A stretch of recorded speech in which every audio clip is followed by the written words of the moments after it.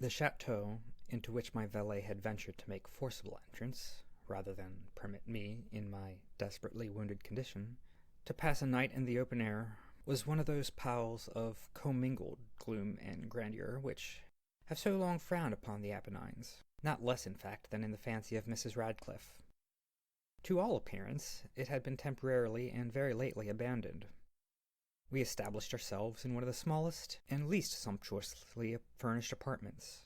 It lay in a remote turret of the building. Its decorations were rich, yet tattered and antique.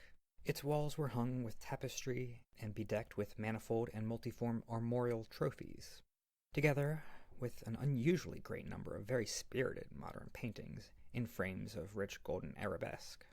In these paintings, which depended from the walls not only in their main surfaces, but in the very many nooks and crannies which the bizarre architecture of the chateau rendered necessary.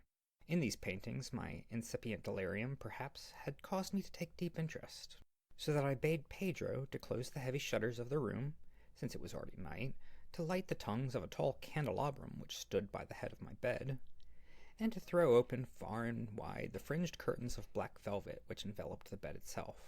I wished all this done, that I might resign myself, if not to sleep, at least alternatively to the contemplation of these pictures, and the perusal of a small volume which had been found upon the pillow, and which purported to criticize and describe them. Long, long I read, and devoutly I gazed. Rapidly and gloriously the hours flew by, and then the deep midnight came.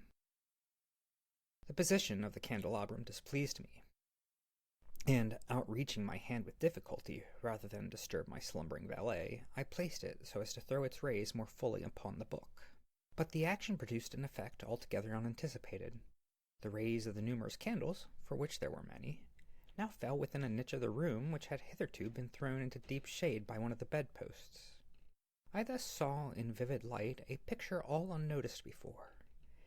It was the portrait of a young girl just ripening into womanhood. I glanced at the painting hurriedly, and then closed my eyes. Why I did this was not at first apparent even to my own perception. But while my lids remained shut, I ran over in my mind my reason for so shutting them. It was an impulsive moment to gain time for thought, to make sure that my vision had not deceived me, to calm and subdue my fancy for a more sober and more certain gaze. In a very few moments I again looked fixedly at the painting. That I now saw aright I could not and would not doubt, for the first flashing of the candles upon that canvas had seemed to dissipate the dreamy stupor which was stealing over my senses, and to startle me at once into waking life. The portrait, I have already said, was that of a young girl. It was a mere head and shoulders, done in what is technically termed a vignette manner, much in the style of the favorite heads of Sully. The arms, the bosom, and even the ends of the radiant hair melted imperceptibly into the vague yet deep shadow which formed the background of the whole. The frame was oval, richly gilded and filigreed and Moresque. As a thing of art, nothing could be more admirable than the painting itself, but it could have been neither the execution of the work nor the immortal beauty of the countenance which had so suddenly and so vehemently moved me. Least of all could it have been that my fancy, shaken from its half-slumber, had mistaken the head for that of a living person. I saw at once that the peculiarities of the design, of the vignetting, and of the frame must have instantly dispelled such an idea, must have prevented even its momentary entertainment. Thinking earnestly upon these points, I remained, for an hour perhaps, half sitting, half reclining, with my vision riveted upon the portrait. At length, satisfied with the true secret of its effect, I fell back within the bed. I had found the spell of the picture in an absolute life-likeness of expression, which, at first startling, finally confounded, subdued, and appalled me. With deep and reverent awe I replaced the candelabrum in its former position, the cause of my deep agitation being thus shut from view. I sought eagerly the volume which discussed the painting and their histories.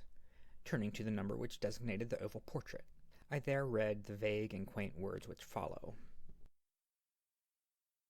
She was a maiden of rarest beauty, and not more lovely than full of glee. And evil was the hour when she saw and loved and wedded the painter. He, passionate, studious, austere, and having already a bride in his art, she a maiden of rarest beauty, and not more lovely than full of glee, all light and smiles, and frolicsome as the young fawn, loving and cherishing all things, hating only the art which was her rival, dreading only the palette and the brush, and other untoward instruments which deprived her of the countenance of her lover. It was thus a terrible thing for this lady to hear the painter speak of his desire to portray even his young bride, but she was humble and obedient, and sat meekly for many weeks in the dark high-turret chamber where the light dripped upon the pale canvas only from overhead.